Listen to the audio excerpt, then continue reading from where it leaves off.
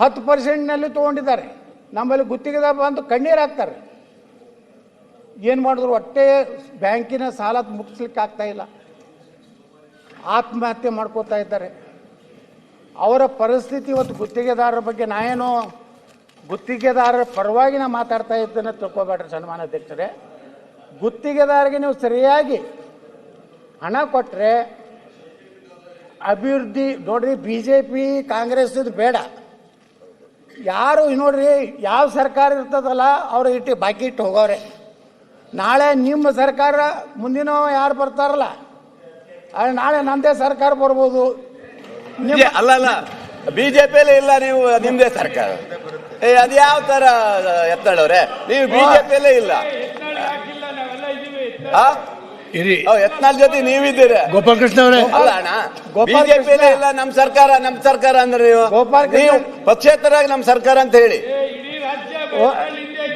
ನಾಳೆ ನಿಮ್ಗೆ ಟಿಕೆಟ್ ಸಿಗಲಿಲ್ಲ ಅಂದ್ರೆ ನನ್ನ ಬಲ್ಲೆ ಬರ್ಬೇಕಾಗ್ತದೆ ಅಂತ ನನಗೆ ಹುಷಾರ್ ಎಚ್ಚರಿಕೆ ಮಾತಾಡ್ಬೇಕು ನನ್ನ ಬಗ್ಗೆ. ಅಲ್ಲ ನಾನು ಹೇಳಿದ್ದು ನಮ್ಮ ಸರ್ಕಾರ ಬಂದ್ರೆ ಅಂದ್ರಲ್ಲ ಅದಕ್ಕೆ ಹೇಳಿದ್ದ. ಇಲ್ಲ ನೋಡಿ, ಸರ್ಕಾರ ಅದು ಕಾಂಗ್ರೆಸ್ ಇರಲಿ BJP ಇರಲಿ ಜನತಾದಳ ಇರಲಿ, ಬರೀ ನಾವು ಹಿಂದಿನ ನೆಪ ಮಾಡ್ಕೊಂಡು ಕುಂಡ್ರೋದಲ್ಲ.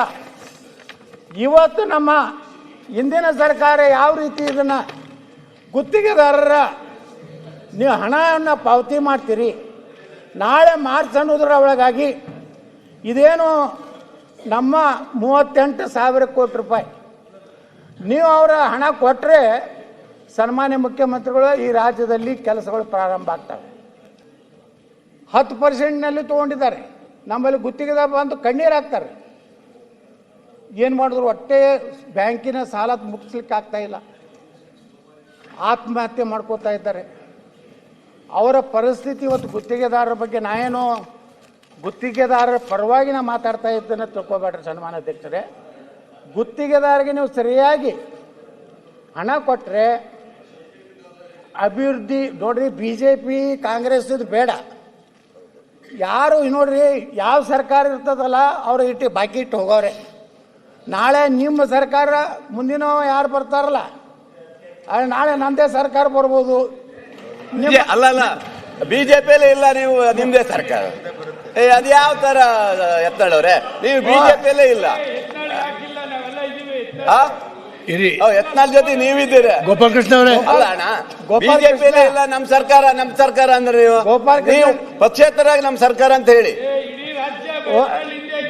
ನಾಳೆ ನಿಮ್ಗೆ ಟಿಕೆಟ್ ಸಿಗಲಿಲ್ಲ ಅಂದ್ರೆ ನನ್ನ ಬಲ್ಲೆ ಬರ್ಬೇಕಾಗ್ತದೆ ಅಂತ ನನಗೆ ಹುಷಾರ್ ಎಚ್ಚರಿಕೆ ಮಾತಾಡ್ಬೇಕು ನನ್ನ ಬಗ್ಗೆ. ಅಲ್ಲ ನಾನು ಹೇಳಿದ್ದು ನಮ್ಮ ಸರ್ಕಾರ ಬಂದ್ರೆ ಅಂದ್ರಲ್ಲ ಅದಕ್ಕೆ ಹೇಳಿದ್ದ. ಇಲ್ಲ ನೋಡಿ, ಸರ್ಕಾರ ಅದು ಕಾಂಗ್ರೆಸ್ ಇರಲಿ BJP ಇರಲಿ ಜನತಾದಳ ಇರಲಿ, ಬರೀ ನಾವು ಹಿಂದಿನ ನೆಪ ಮಾಡ್ಕೊಂಡು ಕುಂಡ್ರೋದಲ್ಲ. ಇವತ್ತು ನಮ್ಮ ಹಿಂದಿನ ಸರ್ಕಾರ ಯಾವ ರೀತಿ ಇದನ್ನ ಗುತ್ತಿಗೆದಾರರ ನೀವು ಹಣವನ್ನು ಪಾವತಿ ಮಾಡ್ತೀರಿ, ನಾಳೆ ಮಾರ್ಚ್ ಅನ್ನೋದ್ರ ಒಳಗಾಗಿ ಇದೇನು ನಮ್ಮ 38,000 ಕೋಟಿ ರೂಪಾಯಿ ನೀವು ಅವರ ಹಣ ಕೊಟ್ಟರೆ ಸನ್ಮಾನ್ಯ ಮುಖ್ಯಮಂತ್ರಿಗಳು ಈ ರಾಜ್ಯದಲ್ಲಿ ಕೆಲಸಗಳು ಪ್ರಾರಂಭ ಆಗ್ತವೆ. ನಿರ್ಭೀತ, ನಿಷ್ಪಕ್ಷಪಾತ, ವಿಶ್ವಾಸಾರ್ಹ ಸುದ್ದಿಗಳಿಗೆ ಮತ್ತೊಂದು ಹೆಸರಾಗಿರುವ ನ್ಯೂಸ್ 18 ಕನ್ನಡ ಈಗ ಆಪ್ನಲ್ಲೂ ಲಭ್ಯವಿದೆ. ದಯವಿಟ್ಟು ಇಲ್ಲಿರುವ QR ಕೋಡ್ ಅನ್ನು ಸ್ಕ್ಯಾನ್ ಮಾಡಿಕೊಂಡು ಆಪ್ ಡೌನ್ಲೋಡ್ ಮಾಡೋದಕ್ಕೆ ಮರಿಬೇಡಿ. ನಿಮ್ಮ ಬೆಂಬಲ ಹೀಗೆ ಸದಾ ನಮ್ಮೊಂದಿಗಿರಲಿ. ಧನ್ಯವಾದ.